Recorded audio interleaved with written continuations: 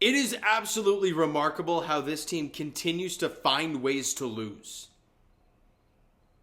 My first game at Coors Field, gorgeous ballpark. I was quite jammed, then I was quite surprised. Then I realized it was a bobblehead day, and I'm like, oh, that makes sense. The Blue Jays go up 5-0 in the first 2 innings. Then a couple pretty poor defensive plays from Ernie Clement lead to 2 two-run innings. And it's 5-4. Kikuchi can't find the zone. He was struggling all day long with the strike zone. Jimmy Garcia comes in, gives up a walk, and then allows a bases-clearing triple to put them up 2. Then another RBI single to put them up 8-5. But then the Blue Jays, as we talked about a lot earlier in the season, the fake comebacks were a big thing. It happened again today. And I have never, in all my years of watching my teams play sports, whether it's Raptors, whether it's Blue Jays, whether it's Toronto Maple Leafs and whatnot, I've never gotten to a point where the Jays basically came back to where they had the bases loaded, 2 out, the tying run 90 feet away, and I didn't feel hyped. And for me to sit here and say that to you guys, it's incredible for me to even fathom that. But it's what this team has done all year long. They've found ways to lose. The fake comebacks. They get you close, yank it away. It's happened so often, and it happened again today as the Jays dropped the game to the Rockies 8-7. They basically handed it to you. They handed it to you on a silver platter, and you couldn't get it done. And everyone's blame is going to go to Vladimir Guerrero Jr. And rightfully so. I'm going to start putting that onus on him because with no Bo Bichette, with no Matt Chapman, now without Danny Jansen, you need guys to step up. And Vladimir Guerrero Jr., I understand that other than that one outlier season, he's been a decent player. But this dude is an automatic ground ball machine. We're sitting there watching the game. We have some Blue Jay fans around us. We all know what's happening. The guys behind us are like, oh boy, ground ball machine. Here we go. Guy at first, less than 2 out. We see what's happening here. And a big moment of the ball game, you're up 5. It might have been 5-4 at the time. I can't remember what the score was at the time. But bases loaded, 1 out for Vladdy. And we're all worried. Like, that should not be the case for your 4th hitter in your lineup. Or your 3rd hitter in lineup, excuse me. But he grounds it to second base. Double play. Inning over. Or is it short? Either way, double play, inning is over. You get nothing out of it. And you end up losing by 1 run. You can go to another moment in the game where Kirk drills one to center field and it doesn't go out. It's like as close as can be to the warning track without the center fielder having to jump for the ball. But in the end, Kikuchi couldn't find the zone. You couldn't capitalize when they give you the opportunities late in the game. And you lose by 1 run to the Rockies. Now, sure, you had help in the out-of-town scoreboard. The Mariners, they won. So I said it. I've said it many times. I'll say it again. I believe they're going to win the division. Rangers lost. Astros lost. Rays lost. So you didn't lose any ground there. Great. But this is a day when you're playing a team like Colorado where you're supposed to gain a game on all these teams. This has been the problem. Where we try and find these silver linings of a game like this. We're like, well, you didn't lose any ground. But then when you win tomorrow and everybody wins, we're like, oh, we didn't gain any ground, but we did our job. No! Win your own damn game. Let's break this damn thing down, shall we? It won't take very long. I'm going to rip through it. First inning, look, George Springer gets a leadoff double. A couple batters later, because Vladdy already grounded into a double play at this point, with 2 out and a guy at third. Whit Merrifield dumps one into right field for a base hit. Great stuff there. After a few weird infield singles, Dalton Varsho bloops one to center field, scoring Whit Merrifield. And the bases are still loaded with 2 out, but you got a 2-0 lead. Then Espinal singles to center field, scoring Ernie Clement, scoring Alejandro Kirk. And hey, you got a 4-0 lead after 1. You're feeling great. Kikuchi, as much as it was a scary bottom half of the first, he gave you a 0. Top 2, Kevin Kiermaier goes deep to center field. Big time blast. You got a 5-0 lead in the second inning. You're feeling real good about yourselves. But then the Jays start to beat themselves. Ernie Clement, routine ground ball. Sure, there's a little short hop there, but it's a good infielder. You're supposed to play that short hop accordingly, right? And he tries to go at it, can't make the play. It's a leadoff base runner. And we all know what happens after that. They score 2 runs on a Charlie Blackmon single. Bouchard and Nolan Jones come in to score. It is 5-2 now. We go to the bottom of the 4th inning. Same sort of thing happens. Right? Ernie Clement can't make the play. And you're like, boy, this is starting to get really painful. And then Ezekiel Tofar drills in Montero and Bouchard, a little bit later on. And it's a 5-4 ball game, but all 4 runs are unearned. Another play, Ernie Clement wise. Right, ground ball up the middle. Whit Merrifield makes a nice sliding play. The problem is Ernie Clement's going for the ball as well, and he just kind of looks at Whit and then realizes, oh crap, I should be on the base. Scrambles, doesn't have enough time, so Whit's got to fire it onto first. Barely hits Charlie Blackmon at first, which is a great play for Whit.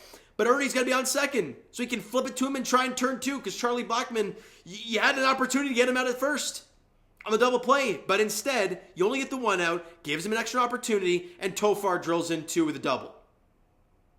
It's things like that that are going to kill you. I've never missed Bo Bichette more in my life. Now, so the Bo Bichette haters are going to say, well, he probably didn't make those plays either. How many times on the run has Bo Bichette made plays for this team? He's done it countless times. So I'd say all of those plays would have been made. Would Bo have gotten to second base there? And who knows? We won't know that part. But he would have made those routine plays. And now it's a 1-run ball game, and nothing is earned on Kikuchi's front. It's just not right. It's not fun to watch. And then things break open. Bottom of the 5th inning, with the bases loaded and 1 out. And how did they load them? I believe it was what? Was it 3 walks? Kikuchi, I think, walked 2 because he was checked out. Jimmy Garcia comes in. And by the way, this is all with 2 out. Kikuchi hits the first 2 guys of the 5th inning, and walk, pulls them. Jimmy Garcia goes out there, walk, and then Brenton Doyle, the number 9 hitter, drills one off the wall for a bases clearing triple. And just like that, they've scored 7 unanswered runs, and you're now trailing by 2. And to add insult to injury, Charlie Blackmon's an RBI still scoring Brenton Doyle. And at that point, we're like, oh, the game was already over at 7-5. Well, you end up scoring 7 in the game. But it is what it is. And they've scored 8 unanswered runs. And it's off of a couple errors in the first couple, in the second and the 4th. And in that inning, couldn't find the zone. You're giving them base runners. And then they run into one. Now, sure, then it gets frisky in the 9th inning, right? Springer leads off with a single, or he walks on 4 pitches. David Schneider drills him in with an RBI triple. I thought he was going to, I think he was going to get hosed at third, didn't. Then Vladdy, again, comes up and fly ball to center field, short center field, nothing crazy going on there. And it's just like, dude, this guy is supposed to be the guy doing all the damage. Would have loved him to maybe not go deep, but drill a single, keep the line moving. Instead, he can't do that. He gets out. And then David Schneider scores on a wild pitch. But then they start walking guys. I think it was Kirk walks, Biggio walks. Who was the other one that walked? Let me try and find that real quick. It doesn't really matter because they didn't end up scoring anything on the play. So David Schneider scores on the wild pitch. Heineman, Kirky walked, Biggio walked, and then Varsho got hit by a pitch. They yanked their guy from the pen, bringing out Spencer Horwitz. And as I was watching the game, I'm like, look, this can go one of 2 ways for Horwitz. It's another day in the office for the Blue Jays, finding ways to lose in different ways and in heartbreak fashion, or Spencer Horwitz's biggest moment of his career.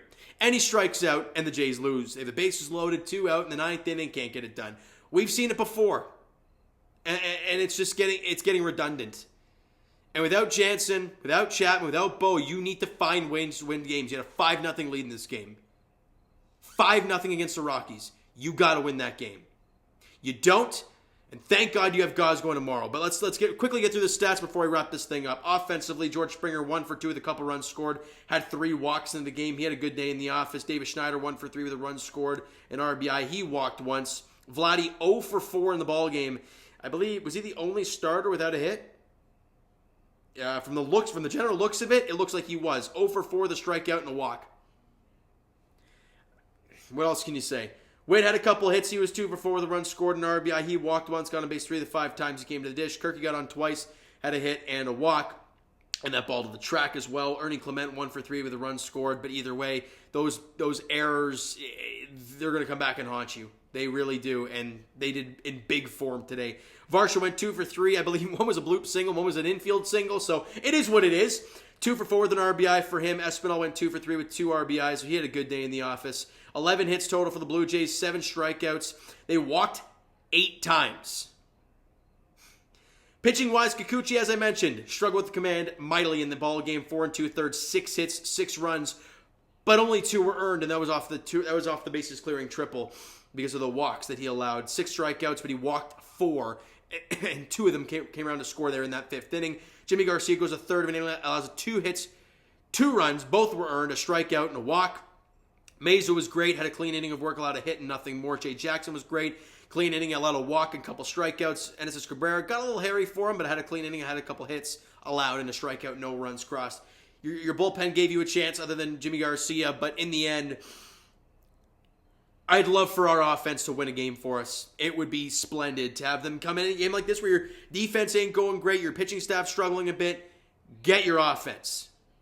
And they still couldn't win today. Now tomorrow, for the love of God, for all of us Jays fans who desperately need positivity in our lives right now, Kevin Gausman goes to the Hill against former Blue Jay Chase Anderson, who's 0-4 with an over 6 ERA. He's just coming off the IL. His stuff ain't good. We've seen it before. We saw it as a Jays uniform. He is not a good pitcher. And we have Gaz going. Win the damn game. Win the damn series. And maybe gain ground on somebody before you head to Oakland. Head to Oakland? Yeah, head to Oakland.